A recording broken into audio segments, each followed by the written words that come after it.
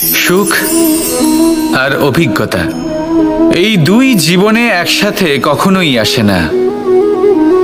মনে রাখবেন, যেখানে সুখ থাকে সেখানে অভিজ্ঞতা থাকে না।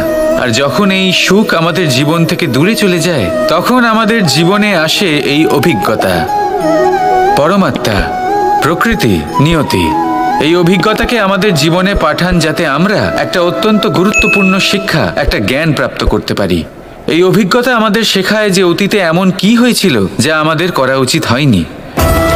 আমাদের শেখায় ভবিষ্যতে এমন কি আছে যা আমাদের করা উচিত আর কি করা উচিত নয়। দেখতে গেলে এই অভিজ্ঞতা আমাদের সেই শিক্ষা দেয় যার জন্য আমরা সুখের দিকে উচিতভাবে অগ্রসর হতে পারি। সেই জন্য জীবনে যখনই দুঃখ আসবে, দুঃখের এই সময় আসবে, তখন হতাশ হবেন না। বোঝার চেষ্টা করুন এই পরিস্থিতি কেন এসেছে, কি শিক্ষা দিতে এসেছে। যদি আপনি সেই জ্ঞান লাভ করেন, সুখের পথে অগ্রসর হন, তাও উচিত রূপে, তাহলে এই অভিজ্ঞতার উদ্দেশ্য পূরণ হয়ে যায়। তাহলে আসুন আর আমার সাথে ভালোবেসে বলুন, রাধা রাধা। জীবনে শিখরে পৌঁছানোর জন্য মানুষের কি প্রয়োজন হয়ে থাকে? সিঁড়ির। কিন্তু তাও প্রত্যেক মানুষ, প্রত্যেক ব্যক্তি শিখরে পৌঁছতে পারেন না। এর কারণ কি? কারণ একটা হতে পারে যে মানুষ কল্পনা করতে থাকেন কিন্তু সিঁড়ি খুঁজে পান না। কিছু মানুষ খুঁজে নেন কিন্তু তা পেয়ে এতটাই প্রসন্ন হয়ে যান যে তারপর আর কোনো কর্মই করেন না। খুব সোজা ব্যাপার। অনেক মানুষ সিঁড়ি খুঁজে পান না, আর যদি পেয়েও যান তাও যতক্ষণ না তাতে চড়ছেন সেই শিখরে পৌঁছবেন কি করে? যতক্ষণ না আপনি পরিশ্রম করছেন, যতক্ষণ না সেই সিঁড়িতে আপনি চড়ছেন, যতক্ষণ না ক্লান্ত হচ্ছেন, আপনার পায়ে হাঁটুতে ব্যথা না হচ্ছে, ততক্ষণ এই শিখরে পৌঁছানোর সৌভাগ্য লাভ করতে পারবেন না। তাহলে কল্পনার সাথে কর্ম করুন, পরিকল্পনার সাথে পরিশ্রম করুন, সব কিছু পাবেন। আসুন আমার সাথে ভালোবেসে বলুন, রাধা রাধা। সমস্যা, কঠিন সময়, সংকট, বিপদ কার জীবনে নেই? প্রত্যেকের জীবনে আছে। কিন্তু আমাকে একটা কথা বলুন, যদি নৌকায় ঢেউকে ভয় পেতে শুরু করে, তাহলে সাগর পার করবে কে? কখনো কোনো ছোট্ট পিঁপড়েকে দেখেছেন, যে আকারে হয়তো ছোট হতে পারে কিন্তু বড় শিক্ষা দিয়ে যায়? কিন্তু আমরা শিখি না। এবার দেখুন একটা পিঁপড়েকে, যে ভোজনের খোঁজে বাইরে বের হয়, একটা ছোট্ট দানা তুলে নেয়। ছোট দানা তোলে কারণ তার থেকে বেশি সে তুলতেই পারবে না। সে দানা নিয়ে চলতে শুরু করে, কোনো দেওয়ালে উঠে পড়ে, আবার পড়েও যায়। সেই দানা দূরে কোথাও একটা পড়ে যায়, তা আবার খোঁজে, তুলে নেয়, আবার চলতে থাকে। পড়ে যায়, আবার ওঠে, পড়ে যায়, আবার ওঠে। সেই দানাটা রেখে দেয়, আবার বেরিয়ে পড়ে ভোজনের খোঁজে। পরিশ্রম করতে থাকে কিন্তু হার মানে না। এই শিক্ষাই তো আমাদের প্রাপ্ত করতে হবে। নিরন্তর পরিশ্রম আর নির্ভীক হয়ে কর্ম করে যেতে হবে। এটাই হলো সাফল্যের মাধ্যম, এটাই হলো জয়ের মন্ত্র, অচ্যুত অজয় অস্ত্র। তাহলে আসুন আর আমার সাথে ভালোবেসে বলুন, রাধা রাধা। আপনার জীবনে আপনার প্রকৃত বন্ধু আসলে কে? আপনার সব থেকে শ্রেষ্ঠ মিত্র আসলে কে? তিনি যিনি সময় এলে পরে আপনাকে সাহায্য করেন, নাকি তিনি যিনি সময় এলে পরে আপনাকে অর্থ দেন? দেখুন, আমরা হলাম মানুষ, আমাদের জীবনে লেনদেন চলতেই থাকে। এটা আমাদের জীবনের অভিন্ন অংশ। কিন্তু অনেক সময় এমন হয় যে আমরা তাকেই নিজের প্রকৃত বন্ধু বলে মনে করি, যিনি আমাদের একটা বহুমূল্য উপহার দেন, ঠিক কিনা? এবার আপনার জীবনে সেই বহুমূল্য উপহার কোনটা, ওই অমূল্য মিত্র আসলে কে, সেই সিদ্ধান্ত হলো আপনার। কিন্তু যদি আপনি আমাকে জিজ্ঞেস করেন, তাহলে আমার মতে স্বর্ণ, হিরে, মুক্ত, ধন এগুলো বহুমূল্য নয়। বহুমূল্য হলো সঙ্গ, যখন আপনি একা হয়ে যাবেন, সময়, যখন আপনার তাকে প্রয়োজন হবে, সমর্পণ, যখন আপনার বিশ্বাসের প্রয়োজন পড়বে। যে মানুষ আপনার প্রতি এই 3 গুণ প্রদর্শন করেন, যিনি আপনার কঠিন সময়ে আপনাকে অবশ্যই সঙ্গ দেবেন, যখন আপনার প্রয়োজন পড়বে আপনাকে অবশ্যই সময় দেবেন, আপনার প্রতি সম্পূর্ণ সমর্পিত থাকবেন, সেই হলো আপনার আসল মিত্র, সেই হলো আপনার প্রকৃত বন্ধু। কারণ সত্যি বললে বন্ধুত্বের অর্থই হলো নিজেকে সম্পূর্ণরূপে কারোর কাছে সমর্পণ করে দেওয়া। তাই আপনার সেই বন্ধুর জন্য নিজের প্রাণ উজাড় করে দিন আর ভালোবেসে বলুন, রাধা রাধা। আমরা সকলে চাই আমাদের জীবনে সাফল্য আসুক। আমরা চাই যে এই সংসারে আমাদের খ্যাতি ছড়িয়ে পড়ুক। আমরা চাই যেন আমরা আলোচিত হই। কিন্তু শুধু চাইলেই কি যায় আসে? যদি এই সংসারে আলোচিত হতে হয় তাহলে পরিচিত হতে হবে পরিশ্রমের দ্বারা। যতক্ষণ না আপনারা পরিশ্রমের সাথে পরিচিত হবেন, সাফল্যের সাথে পরিচিত হবেন না। সংঘর্ষ করতে হবে প্রতিদিন, প্রতি বছর। জীবনের সব পরিস্থিতিতেই হয়তো নতুন নতুন বাধা আসবে, নতুন নতুন বিঘ্ন ঘটবে, কিন্তু এটা আবশ্যক নয় যে সমস্ত বিঘ্ন বিনাশের জন্য আসবে। কিছু বিঘ্ন আপনার পথ প্রশস্ত করার জন্য আসবে, আপনার পথ পরিষ্কার করার জন্য আসবে।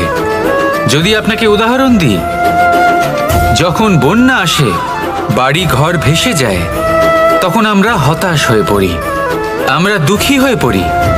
কিন্তু সেই বন্যাই আমাদের সেই ধরিত্রীকে এত উর্বর করে তোলে যে সেই উর্বর অংশ কাজে লাগিয়ে আমরা সেরকম আরো 10টা বাড়ি বানাতে পারি। তাহলে ধন্যাত্মক থাকুন আর যে কোনো সংঘর্ষের জন্য প্রস্তুত থাকুন। জীবনে অনেক দূর যেতে পারবেন। তাহলে আসুন আমার সাথে ভালোবেসে বলুন, রাধা রাধা।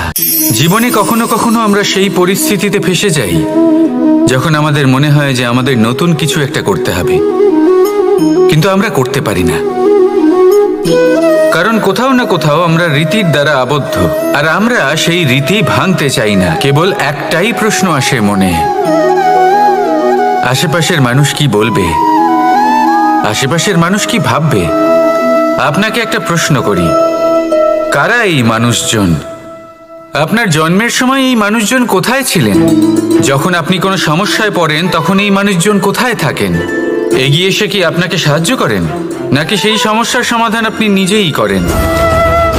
এইসব মানুষজনের চিন্তা ত্যাগ করুন যদি আপনি জীবনে বাঁচতে চান।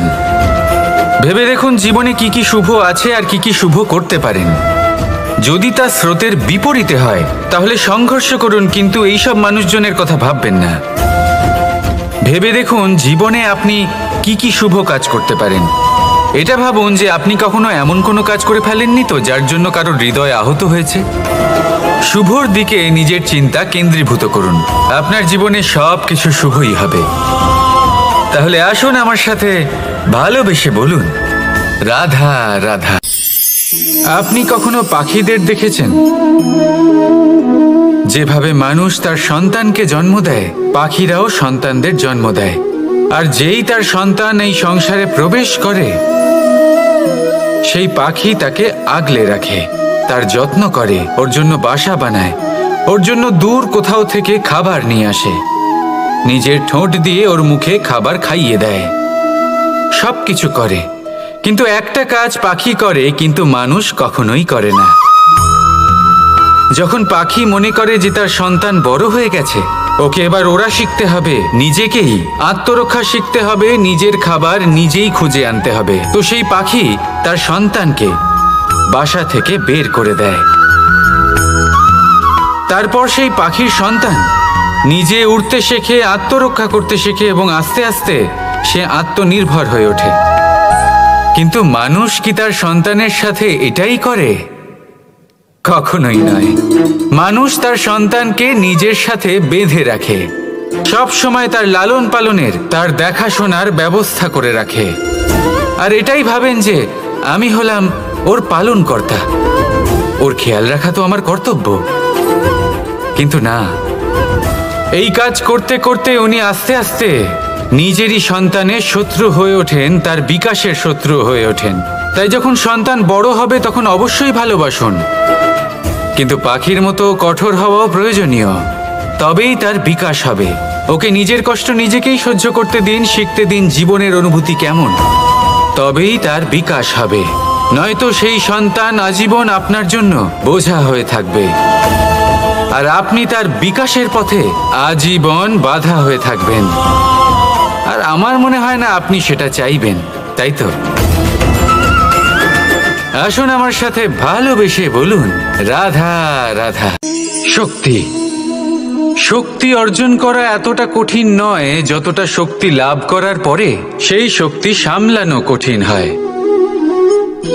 কারণ যেই মানুষ শক্তি লাভ করে তার মনে গর্ববোধ জন্মায়, জন্মায় অহংকার, জন্মায় জেদ। তাই শক্তি প্রাপ্ত করার সাথে বিনম্র থাকাও অত্যন্ত আবশ্যক। আর এটা আমাদের শেখা উচিত বৃক্ষের থেকে। বৃক্ষ যা আমাদের ফল দেয়, বৃক্ষ যা যত ফল দেয় ততটাই ঝুঁকে যায়। আমরা পাথর মারি ওই বৃক্ষের থেকে ফল প্রাপ্ত করার জন্য। সেই পাথরের মার সহ্য করেও বৃক্ষ আমাদের ফল দেয়। কোনো গর্ববোধ নেই, কোনো অহংকার বোধ নেই। আর সেই জন্য এই বৃক্ষের পুজো করা হয়। এটাই হলো মাহাত্ম্য শক্তির সাথে বিনম্রতার। যদি এই শক্তি সৃজন করে থাকে, সাহায্য করে থাকে, সম্বল হয়ে থাকে, তবেই সেই শক্তি উপযুক্ত। আর নয়তো সেই শক্তি একদিন আপনাকে আসক্ত অবশ্যই করবে। তাহলে শক্তি অবশ্যই অর্জন করুন, কিন্তু তার সাথে সেই শক্তি সামলানোর মতো বিবেকও আপনাকে অবশ্যই জাগ্রত করতে হবে। তাহলে আসুন আমার সাথে ভালোবেসে বলুন, রাধা রাধা। মানুষ জীবনে তিনটে কাজ অবশ্যই করে থাকে। কিছু দান করে, কিছু গ্রহণ করে, আর কিছু ত্যাগ করে দেয়। এটাও ভাবতে থাকে যে এটা করলে কিভাবে করবে। দেবার জন্য পর্যাপ্ত ধন নেই, নেবার জন্য সংসারে অত স্নেহ নেই, আর ত্যাগ করার জন্য জীবনে এত সুখই নেই, তাহলে কিভাবে করবে? আসলে আমরা বস্তুগত চাহিদা অর্জনে এত ব্যস্ত হয়ে পড়ি যে আমরা বুঝতেই পারি না যে কি নেবার আছে, কি দেবার আছে, আর কি ত্যাগ করার আছে। তাহলে আজ আমি আপনাকে বলেই দিই, মনে রাখবেন এই তিনটে গুরুত্বপূর্ণ গুণ, তিনটে গুরুত্বপূর্ণ কথা। দেবার জন্য আছে দান, নেবার মতো আছে জ্ঞান, আর ত্যাগ করার মতো আছে অহংকার। যখন আপনি দান করতে শিখে যাবেন, জ্ঞান অর্জন করার শক্তি আপনা থেকেই আপনার মধ্যে চলে আসবে। আর যখন এই জ্ঞান আপনার মধ্যে প্রবেশ করবে, অহংকার আপনা থেকেই আপনার থেকে দূরে চলে যাবে। যে ব্যক্তি এই তিনের মধ্যে ভারসাম্য বজায় রাখতে পারে, তার বর্তমান, ভূত, ভবিষ্যৎ, লোক, পরলোক সব কিছু শুধরে যায়। যেই দিন আপনি দান করতে শিখে যাবেন, জ্ঞান আহরণ করতে শিখে যাবেন, অভিমান ত্যাগ করতে শিখে যাবেন, আপনার সর্বশক্তিশালী, সর্বশক্তিমান পরমেশ্বরেরও প্রয়োজন পড়বে না। কারণ তখন ঈশ্বর আপনার মধ্যেই বাস করবেন। তাহলে আসুন আর আমার সাথে ভালোবেসে বলুন, রাধা রাধা।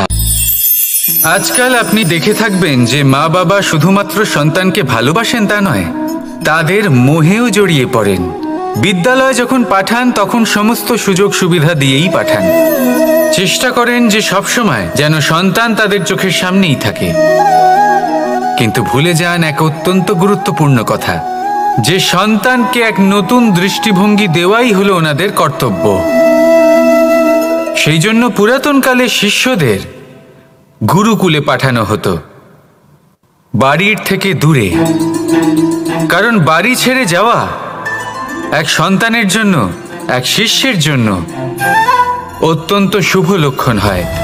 যখন সে বাড়ির থেকে দূরে, গৃহস্থের থেকে দূরে থাকবে, তখন এই সংসারকে সে এক নতুন দৃষ্টিভঙ্গি দিয়ে দেখবে, পরখ করবে, বুঝতে পারবে, আর সবকিছু নিজে থেকেই শিখে যাবে। শিখে যাবে কখন আক্রমণ করতে হয়, কখন পিছু হটতে হয়, কিভাবে এই সংসারের সম্মুখীন হতে হয়। আর এটা আপনার দৃষ্টি ওকে শেখাতে পারবে না, ওর অভিজ্ঞতা ওকে শেখাতে পারবে। তাই মনে রাখবেন, যদি আপনি চান যে আপনার সন্তানের বিকাশ হোক, তাহলে অনেক সময় ওকে নিজের থেকে দূরে নিয়ে যেতে হয়। যদি মোহে আবদ্ধ থাকেন তাহলে ওর বিকাশ কখনোই হবে না। তাহলে আসুন আমার সাথে ভালোবেসে বলুন, রাধা রাধা। প্রতিশোধ অথবা কাউকে দুঃখ দেওয়ার ভাবনা, যদি এটা আপনার মনে থাকে তাহলে আপনি নিজের মনেই যন্ত্রণার একটা বিশাল বৃক্ষ রোপণ করছেন, এটা মনে রাখবেন।